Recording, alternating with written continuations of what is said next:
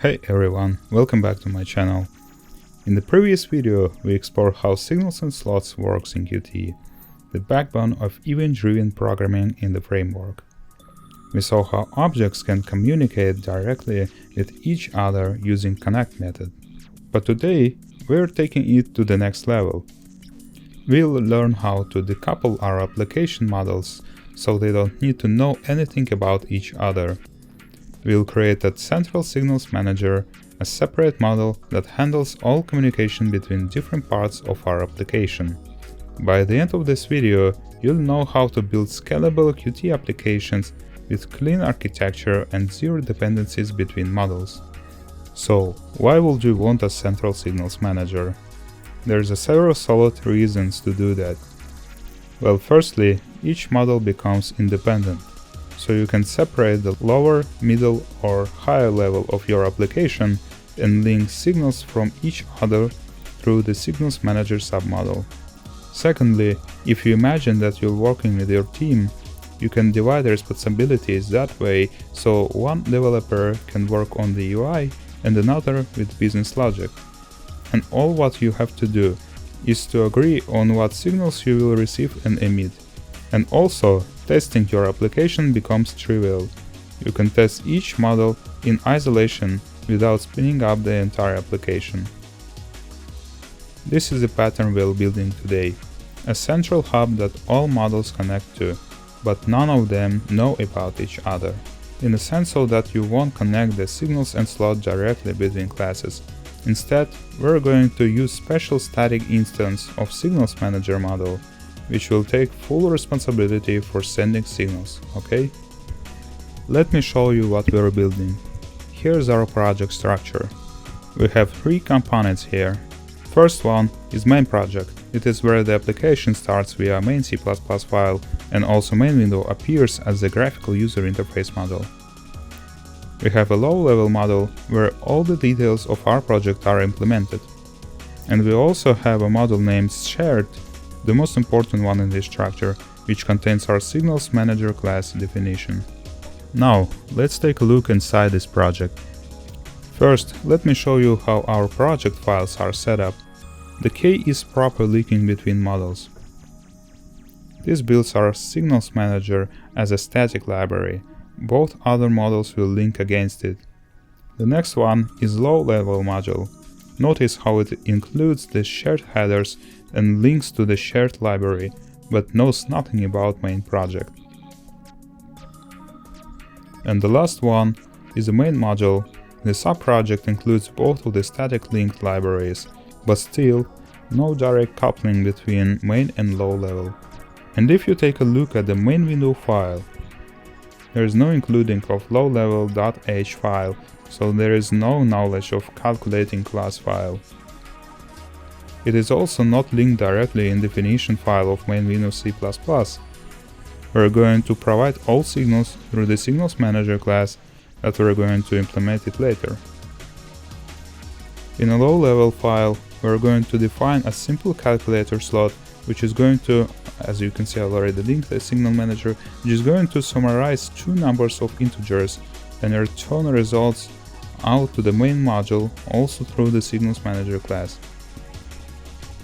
Now, let's build the heart of our system, the Signals Manager. First thing first, we need a Q object to be included.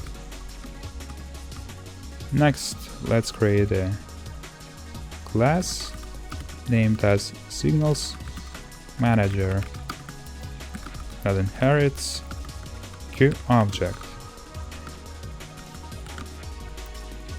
And we're going to annotate it as a Q object because it's required for signals and slots. Now the private, public and also signals sections are required. So firstly, we will write an explicit private constructor for Signals Manager. So I'm going to write explicit Signals Manager, which takes a Q object as a parent, which is null pointer by default. And let's say that it takes all the preferences of this parent. Okay. Next, we're going to restrict copy constructor and assignment. So that way, we're going to say that copy, the reference of SignalsManager, is going to be deleted. In the same way, SignalsManager restrict operator of assignment.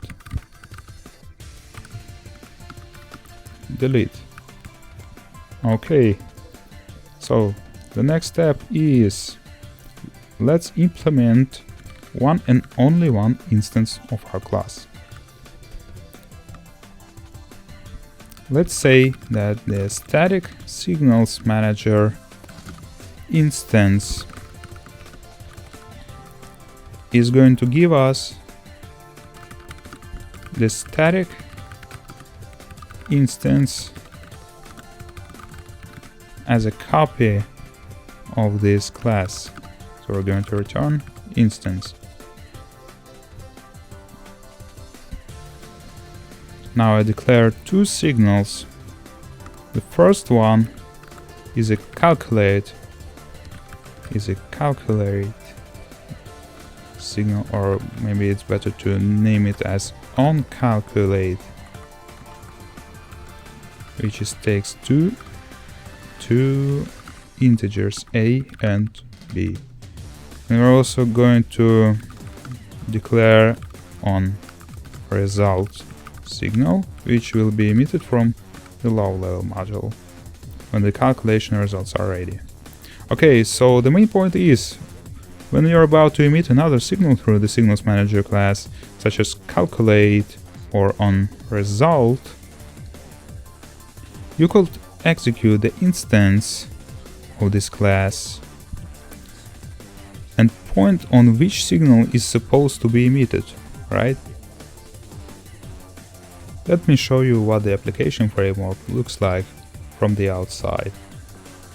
So we have a window, we have two input fields for integer numbers. Let's say it's 5 and 4. We have a calculate button and result label. But at the moment we don't have any connections between the main window and low-level classes to get the proper reaction from the application. So let's start with the main window. First, I'll include the SignalsManager library so we can use the instance method of this class. We already have the internal logic connected to the button, but we don't have the signals emission implemented in the onCalculate method yet. In this method, we'll send a signal from the SignalsManager like this: emit SignalsManager instance, and on calculate, let's say we have a and b variables.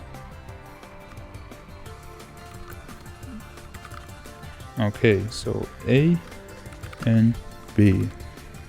Let's get the values from our input fields like this. So we're gonna say it is equals first number, b is gonna be the second number. Oops, sorry. Text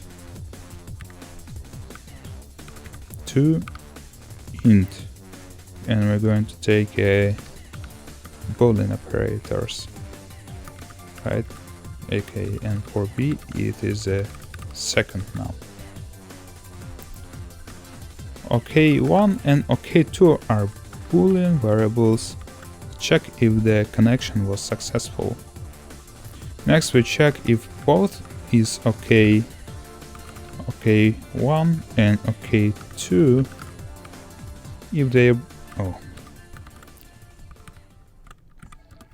if they both are true, Then we emit the signal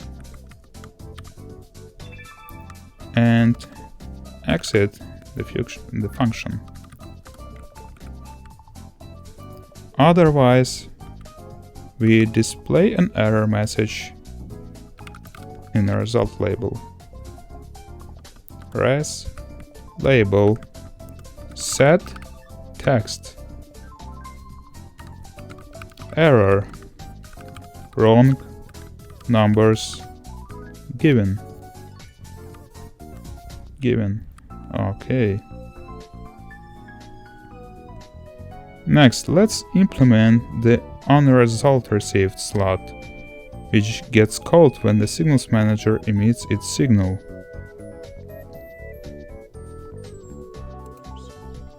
We're going to create a connect, and the syntax looks like this. The first argument is a static class instance of SignalsManager. The second argument is which signals we're going to receive on the result. And the last one is the slot of main window on on res received. Okay. So next step, when signal triggers, in the slot we set res label set text qstring, and we're going to say that result